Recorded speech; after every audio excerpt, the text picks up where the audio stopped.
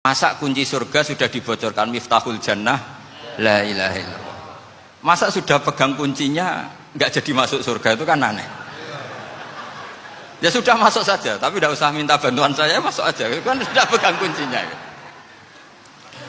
Terus ketiga, kenangan terburuk saya ketika jadi kiai itu gini, saya ada beberapa guru SD datang ke saya, ini agak-agak masalah besar. Gus, boleh enggak buka ujian nasional yang masih disegel? Semua guru bilang nggak boleh, itu kriminal kan. Ada satu guru yang bikin analogi agak kacau. Boleh saja. Wong ujian di kuburan saja dibocorkan para kiai nggak apa-apa. Itu.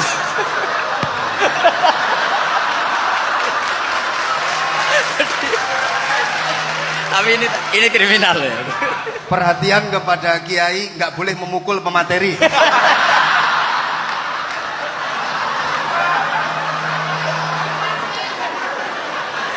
Jadi tentu itu analogi yang salah kan.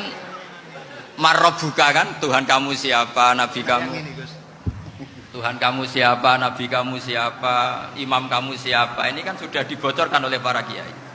Artinya apa? Nak raiso jawab kebablasan gitu. Terus guru ini berpikir kalau ujian akhirat sekrusial itu saja bisa dibocorkan, kenapa ujian nasional tidak boleh? Tentu ini kias yang salah, saya tidak ngajari seperti itu.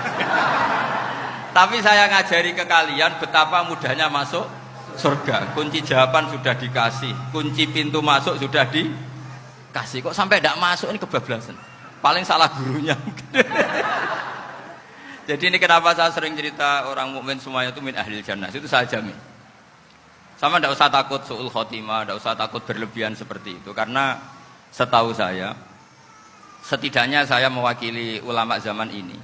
Rata-rata guru kita ini bermadzhab Syadzili dalam berkeyakinan berpikir tentang Allah. Di antara ini yang mulai saya ngomong serius, supaya tadi kan guyonannya sudah diambil Gus Reza sama Gus Kausar. Saya tahu kenapa mereka guyon. Kalau ngomong serius takut kalah sama saya.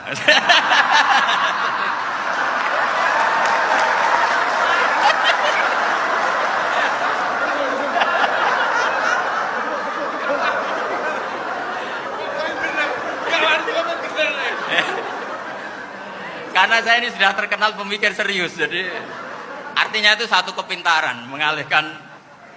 Ya, oh ya, sudah itu satu kecerdasan. Tidak hanya ngalim tapi butuh cerdas. Jadi itu bukti beliau-beliau ini cerdas itu. Saya berpikir begini, ini madzhab Syadzili. Kita semua tentu Syadzili karena kita semua ngaji kitab hikam. Kita tahu kitab hikam itu muridnya Abul Abbas Al-Mursi. Abul Abbas Al-Mursi muridnya Syekh Abil Hasan apa? Asy-Syadzili. Saya masih ingat betul makalah itu dan saya ulang-ulang. Setiap saya ngajar di sarang saya ajarkan ini. Kilali kata Abul Hasan Asy-Syadzili, saya pernah dapat hatif, dapat semacam ilham. Apa makna min syarril waswasil khannas? Itu kata beliau dijawab oleh hatif itu. Hatif itu nggak perlu diterjemah tadi ada karena tadi diajarin itu. Apa yang dihidupkan itu nggak perlu dijelaskan. kata hatif tadi, waswasun yadkhulu bainaka wa baina habibika yunsika altofahu alhasanah wa yudzakiruka af'alaka asai'ah wa yukassiru indaka dzatas shimal wa yuqallilu indaka dzatal yamin liya'dila bika an husni dzanni billah ila su'idzanni billah. Jadi yang dikatakan waswas adalah kamu digiring untuk hanya ingat sisi-sisi kamu yang negatif, dilupakan bahwa Anda punya sisi-sisi yang positif. Misalnya seperti ini, mungkin secara fikih tadi banser-banser tegas, wah ini masalah lelaki perempuan dipisahkan gini-gini. Tapi kenapa Gus Ali bilang ya sudah gini gak apa-apa.